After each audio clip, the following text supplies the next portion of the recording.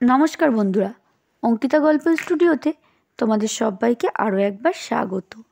আজ হাজির হয়ে গেলাম একটি অন্য স্বাদের গল্প নিয়ে, শুভঙ্কর স্যারের সম্পর্কের সেতু।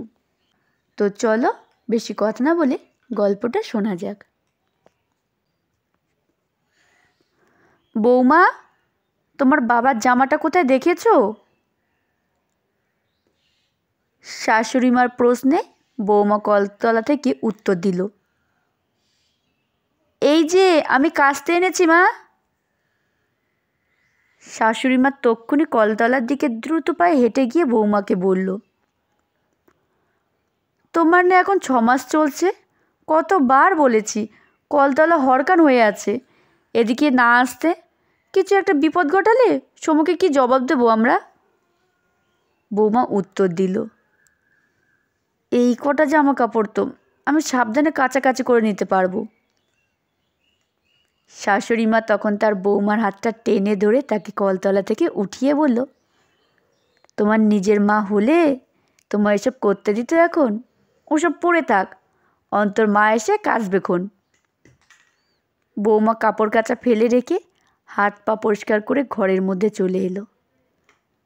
দুপুরে খাবার সময় ডাইনিংয়ে শাশুড়িমা বৌমাকে জিজ্ঞাসা করলো, তুমি একদিন ইলিশ ভাপা খাবে বলেছিলে না? আজ অন্তর মাকে ইলিশ ভাপা করতে বলেছিলাম, একটু খেয়ে দেখো তো তোমার মন মতো হয়েছে কি না। বৌমা বলল, বাবা তো ইলিশ পোস্ত খেতে ভালোবাসে, ইলিশ তো আর রোজ হয় না, ওটাই রান্না করতে বলতে পারতেন। এবার পাশ থেকে শ্বশুর বলল,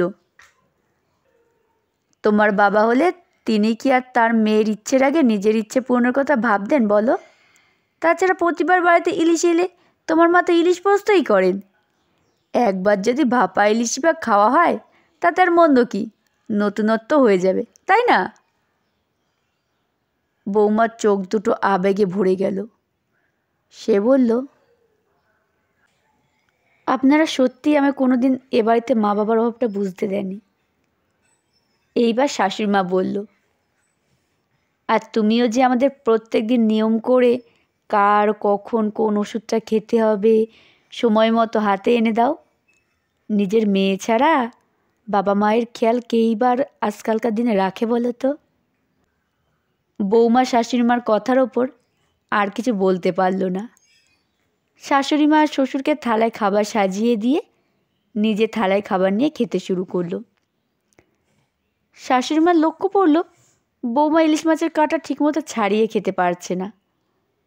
শাশুড়িমা নিজের হাতে বৌমার মাছের কাঁটা ছাড়িয়ে দিল। বৌমা বলল, খুব ছোটোবেলার কথা মনে পড়ছে, মাও তখন এভাবে মাছের কাঁটাগুলো বেছে আমার খাইয়ে দিত। শাশুড়িমা বলল, আচ্ছা বেশ, তবে আজকে আমি তোমাকে খাইয়ে দেবো, তুমি তো এখনও ছোটোই আছো। বৌমা বলল, না না, আপনার আবার কষ্ট হবে, তাছাড়া আমি তো এখন বড় হয়ে গেছি। শাশুড়িমা বলল, সন্তানরা সবসময় মায়ের কাছে ছোটটিই থাকে, আর সন্তানের জন্য কোনো মায়েরই কোনো দিনও কষ্ট হয় না মা। শাশুড়িমা তার বৌমাকে নিজের মেয়ের মতো আদর করে সেদিন তার পছন্দের ভাপা ইলিশ দিয়ে ভাত খাইয়ে দিল।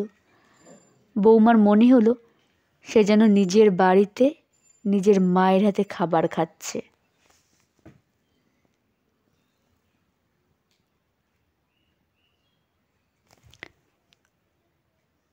শেষ হলো গল্প পাঠ। গল্পটা কেমন লাগলো অবশ্যই কমেন্টে জানিও।